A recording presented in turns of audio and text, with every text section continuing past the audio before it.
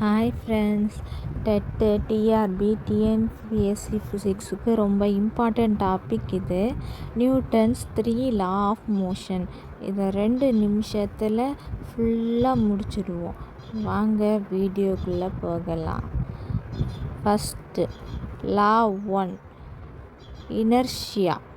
அதாவது ஒரு பொருளின் மீது விசை செயல்படாத வரை அதன் இயக்கம் மாறாது. எக்ஸாம்பிள் என்னென்னா, பஸ்ஸில் போயிட்டுருக்கும்போது சடனாக ஸ்டாப் ஆனால் நீங்கள் முன்னாடி போகிறீங்களா, அதுதான் இனர்ஷியா. இதுக்கு தான் சீட் பெல்ட்டு நம்ம அணியிறோம். டெட்டில் ஃபோர்ஸ் இல்லாமல் நிலை மாறாது அப்படிங்கிற மாதிரி கொஸ்டின் வரும். நெக்ஸ்ட்டு லா, F = m/a. எஃப்னா ஃபோர்ஸு, எம்னா மாஸு, ஏன்னா ஆக்சிலரேஷன். அதான் F = m/a. அதாவது ஒரு பொருளின் மீதான விசையானது அதன் நிறை மற்றும் முடுக்கத்தின் பெருக்கலுக்கு சமம். இதுதான் explain.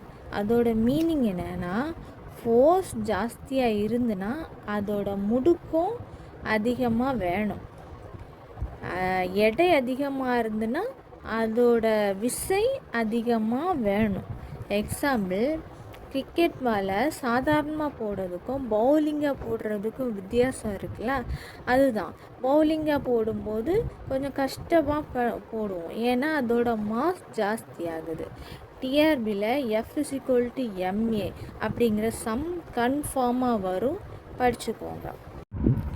Next law 3, action reaction லா.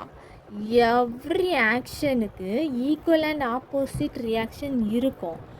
அதை புக்கில் இருக்கிற மாதிரி சொன்னால், 2 பொருட்கள் இடைவினை புரியும் போது அவை ஒன்றுக்கொன்று சம அளவு மற்றும் எதிர் திசையிலான விசைகளை செலுத்துகின்றன.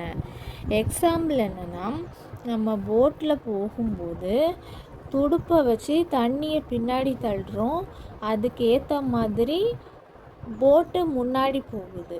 இன்னொரு எக்ஸாம்பிள் என்னென்னா, ராக்கெட்டை சொல்லலாம். ராக்கெட்டை போகும்போது ஃபயர் கீழே போகும், அதுக்கேற்ற மாதிரி ராக்கெட்டு மேலே போகும். இதுதான் 3rd லா. இதை ஆக்ஷன் ரியாக்ஷன் லான்னு டைரெக்டாக சொல்லுவாங்க. டிஎன்பிஎஸ்சியில் ஆக்ஷன் ரியாக்ஷன் லா அப்படின்னு டைரெக்டாக கொஸ்டின் வரும், விட்டுறாதீங்க. அதுக்கப்புறம் குயிக் ரிவிஷன் பார்த்துடலாமா. லா 1, இனர்ஷியா. லா 2, F = m/a. லா 3, ஆக்ஷன் ரியாக்ஷன். இந்த 3 மைண்டில் வச்சுருந்தா நம்ம டெட்டு டிஆர்பி டிஎன்பிஎஸ்சிக்கு ஈஸியாக இந்த நியூட்டன்ஸ் லா ஆஃப் மோஷன்லேருந்து ஈஸியாக மார்க் வாங்கிடலாம். தேங்க்யூ.